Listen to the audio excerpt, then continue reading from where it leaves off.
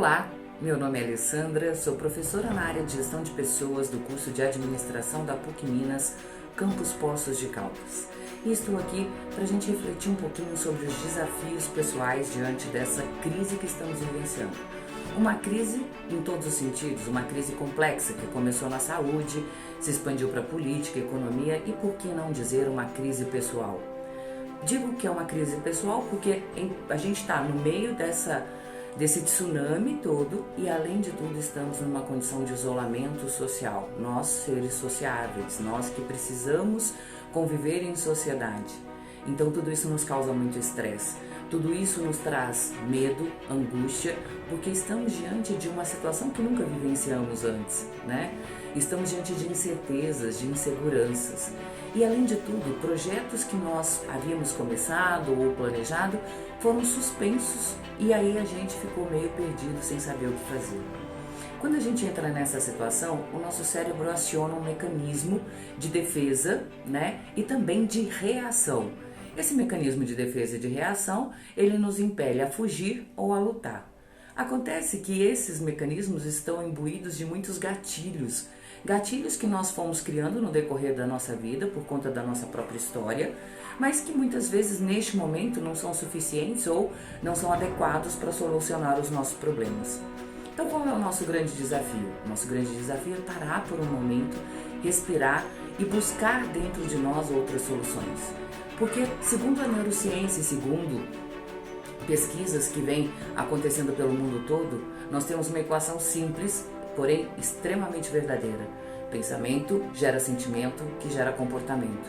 Então, na hora que eu mudo o meu mindset, na hora que eu mudo minha forma de pensar, eu consigo produzir novos sentimentos, eu consigo produzir novos comportamentos. Então, eu vou te dar 3 dicas rápidas para você, para te ajudar nesse processo. A primeira dica é pratique o zoom out. O que é o zoom out? Quando a gente está em crise, parece que aquele ponto preto da nossa vida, né? Aquele problema, ele se torna extremamente grande, a gente não consegue enxergar ele. Se a gente der 1, 2, 3 passos atrás, a gente vai ver que existem outras pessoas também passando por problemas, também passando pelos mesmos desafios, vivendo as mesmas incertezas, e muitas vezes nós vamos perceber que elas estão buscando, encontrando soluções ou não, enfim, mas nós vamos perceber que não é só conosco, não acontece só comigo, né? E a gente começa a entender o porquê que aquilo o que está acontecendo, por que aquilo está acontecendo, quais os impactos daquilo na minha vida.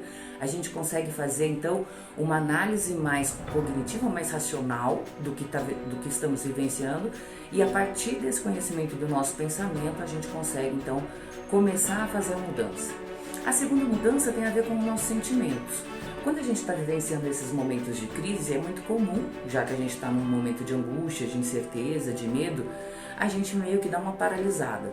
Então eu vou te ensinar uma técnica muito simples. Pega uma folha sulfite, passa uma linha nela e faz uma outra linha ondular sobre ela. Nos picos, né, tanto superiores quanto inferiores dessa linha, você vai escrever, inclusive se você puder colocar datas importantes. Na parte superior, coisas positivas que aconteceram na sua vida ou na história do seu empreendimento. E embaixo, coisas negativas que aconteceram na sua vida ou na história do seu empreendimento.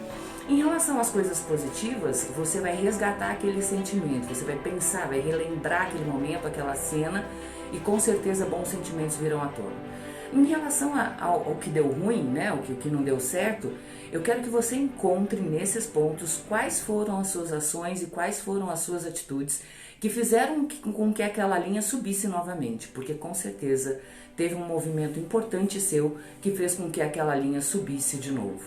E a terceira coisa é que eu vou pedir, que eu vou sugerir a você, é que compartilhe, né? Troque ideias, não tenha medo de se mostrar neste momento, não tenha medo de conversar com as pessoas, não tenha medo de falar dos seus medos, das suas inseguranças, dos seus problemas, não tenha medo de fazer isso é muito importante, não só para você, mas como para elas, né?